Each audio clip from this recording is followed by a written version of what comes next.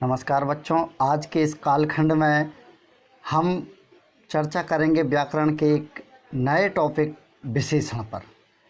बच्चों, मैं आपको बताना चाहूँगा कि आप सभी विशेषण को बहुत अच्छी तरह से जानते होंगे, उसकी परिभाषा, भेद। किंतु आज सबसे अधिक महत्वपूर्ण जो मैं यहाँ चर्चा करने वाला हूँ वो उसकी परिभाषा भेद पर तो करूँगा ही, साथ ही विशेषण को पहचानने के नियम।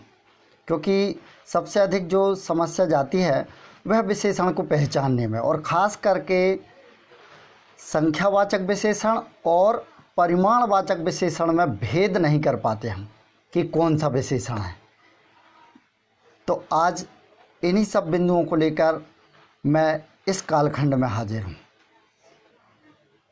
तो आइए हम चर्चा करते हैं विशेषण की। बच्चों, सबसे पहले इसकी परिभाषा। वे शब्द जो संज्ञा या सर्वनाम की विशेषता बतलाते हैं विशेषण कहलाते हैं। आपको बताना चाहूँगा, शब्द जो दो या दो से अधिक वर्णों से मिलकर बने होते हैं, जिनके कुछ सार्थक अर्थ होते हैं, वे शब्द कहलाते हैं। तो यहाँ एक एक शब्द का महत्व होता है। तो हम कह रहे हैं कि वे संज्ञा शब्द जो संज्ञा या सर्वनाम की विशेषता बताते हैं विशेषण कहलाते हैं। विशेषण प्रायः विशेष से पहले लगाया जाता है, लेकिन कभी कभी विशेष के बाद भी इसका प्रयोग करते हैं। अब आप सोच रहे होंगे ये विशेष क्या है। तो जिस शब्द की या जिस संज्ञा सर्वनाम की विशेषता बतलाते हैं वह विशेष होता है, और जो शब्द विशेषता बतलाएगा वह विशेषण कहलाएगा। आपको समझना है, विशेष मतलब जिस संज्ञा या सर्वनाम की हम विशेषता बतलाने वाले हैं वह विशेष, और जिस शब्द के द्वारा हम उस विशेष की विशेषता बतला रहे हैं वह विशेषण कहलाते हैं। अब बात करते हैं हम विशेषण के भेदों की। तो इसके चार प्रमुख भेद होते हैं: गुणवाचक विशेषण, संख्यावाचक, परिमाणवाचक और सार्वनामिक विशेषण।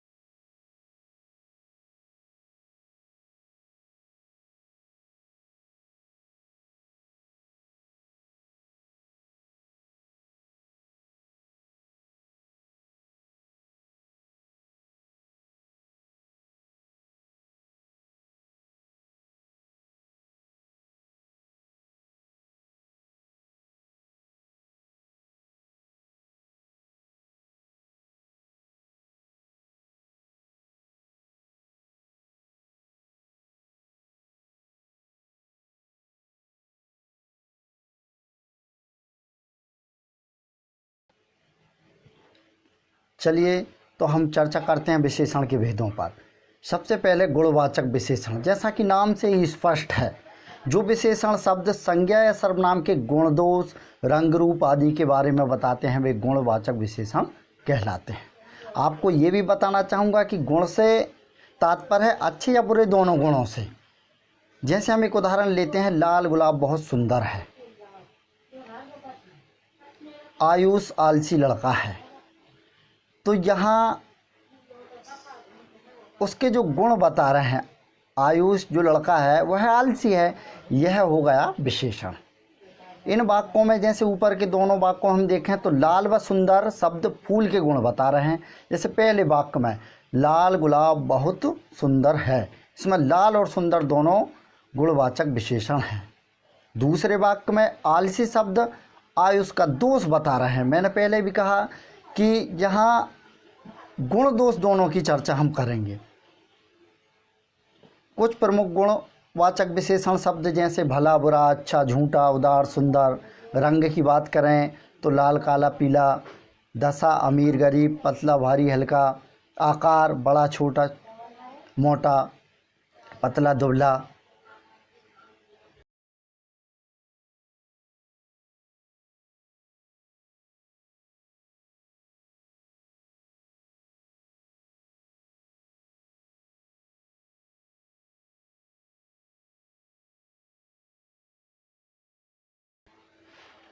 अब बात करते हैं हम संख्यावाचक विशेषण की। नाम से स्पष्ट है, जो विशेषण शब्द संज्ञा या सर्वनाम की संख्या की जानकारी दे वे संख्यावाचक विशेषण कहलाते हैं।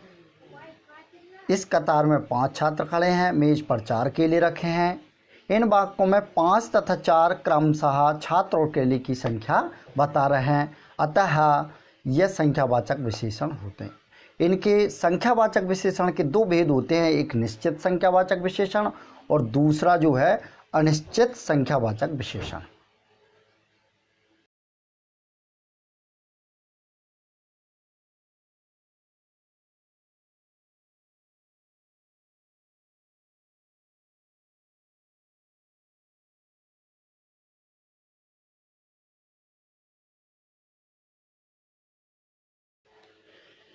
निश्चित संख्यावाचक विशेषण एक निश्चित संख्या का बोध कराते हैं, जैसे मेरी कक्षा में 40 छात्र हैं, डाल पर 2 चिड़िया बैठी है।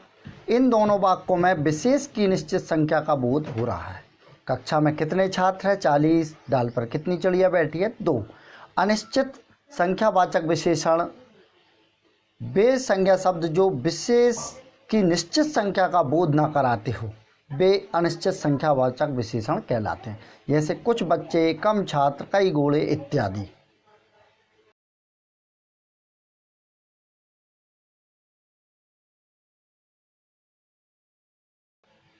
अब हम बात करते हैं परिमाणवाचक विशेषण। जो विशेषण शब्द संज्ञा या सर्वनाम की परिमाण अर्थात माप तौल संबंधी जानकारी दे वे परिमाणवाचक विशेषण कहलाते हैं, जैसे 4 किलो चीनी, 2 लीटर दूध, 5 मीटर कपड़ा।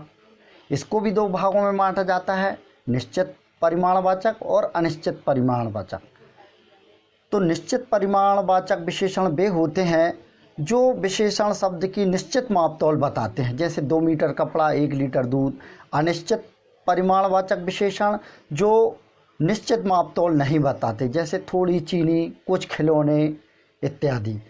बच्चों, मैं अब आपको बताना चाहूँगा कि हमने पहले पढ़ा संख्यावाचक विशेषण और फिर पढ़ा परिमाणवाचक। इन दोनों में अंतर ये है कि परिमाणवाचक में मापतौल की विशेषता बतलाएंगे, जबकि संख्यावाचक में संख्या। यदि आपसे पूछा जाए कि 4 किलो चीनी, आपको मालूम है कि 4 संख्या है, लेकिन यहाँ पर मापतौल की विशेषता बतलाई गई है, इसलिए हम इसको परिमाणवाचक विशेषण कहेंगे, ना कि संख्यावाचक विशेषण।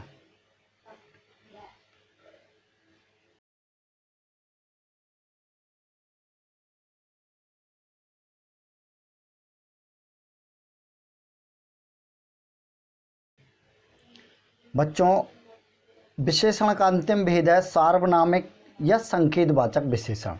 जो सर्वनाम विशेषण के रूप में प्रयुक्त होते हैं उन्हें सार्वनामिक विशेषण कहते हैं, क्योंकि नाम से स्पष्ट है सार्वनामिक।